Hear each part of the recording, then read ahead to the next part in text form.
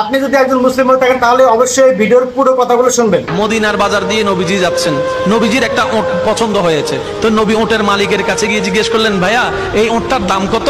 ওই দামাদামি হলো, নবী সে দামে কিনতে রাজি হলেন, কিন্তু নবীর কাছে তখন অর্থ ছিল না। তখন নবীজি ওনাকে বললেন, আপনি আমাকে ওটটা দেন, আমি এখন গিয়ে আপনার সেই প্রাপ্যটা পাঠিয়ে দিচ্ছি। ওটের মালিক ওনাকে ওটটা দিয়ে দিলেন। আশেপাশে যারা ওটের মালিক ছিল সবাই জিজ্ঞেস করতেছে, এই পাগলা, তুমি কি যাকে ওট দিয়েছো তাকে চিনো? বলে যে না। নাম জানো? বলে যে না।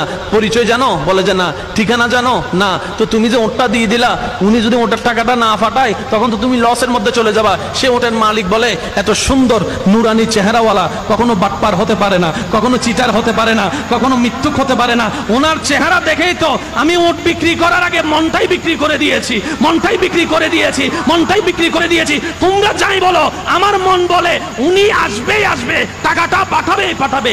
এই কথা বলতে না বলতে কিছুক্ষণ পরে নবীজির একজন সাহাবা এসে বলছেন, একটু আগে একজন ওট নিয়ে গিয়েছেন কাছ থেকে, ওটের মালিকটাকে একটু দেখতে চাই। উনি বলে যে আমার থেকে। তো উনি বললেন, আমাদের নবী আপনার থেকে ওটটা নিয়ে গিয়েছেন, ধরেন ওটের টাকাটাও দিয়েছেন, আপনাদের খাবার জন্য কিছু খেজুরও হাদিয়া পাঠিয়েছেন, খেজুরও হাদিয়া পাঠিয়েছেন। ওই ওটের মালিক বলে, ভাইয়া টাকাটাও রাখেন, খেজুরটাও রাখেন, আগে আমাকে ওনার কাছে নিয়ে যান। আমি ওট বিক্রি করি নাই, আমার দিলটাই বিক্রি করে দিয়েছি। ওনার চেহারা। এবার বলুন, নবীজির জীবদ্দশায় এই সহিহ হাদিসের বাস্তব ঘটনাটি শুনে কেমন লাগলো অবশ্যই কমেন্টে জানাবেন।